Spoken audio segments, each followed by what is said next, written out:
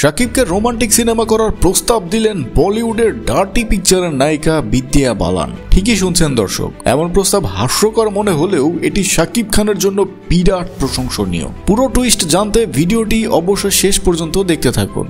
বিদ্যা বালান বলিউডের জনপ্রিয় নায়িকা। যদিও তার ডার্টি পিকচার সিনেমার পর তার পরিচিত বেশ অন্যরকম ভাবে, তবে তার ভুল ভুলাইয়া সিনেমায় তার অভিনয় এবং তার হা হাসি বান গায়ে স্যাড সংটি দিয়ে আমরা তাকে খুব ভালো করেই চিনি। সম্প্রতি এই নায়িকা শাকিবের প্রশংসায় পঞ্চমুখ। তিনি জানান শাকিবকে তার অনেক স্মার্ট এবং সুন্দর মনে হয়েছে। শাকিবের সাথে দেখাও করতে চেয়ে লজ্জায় মুচকি হাসি দিয়ে জানান এই নায়িকা। তার এই প্রশংসার পরই গোটা সোশ্যাল মিডিয়া গরম হয়ে গেছে।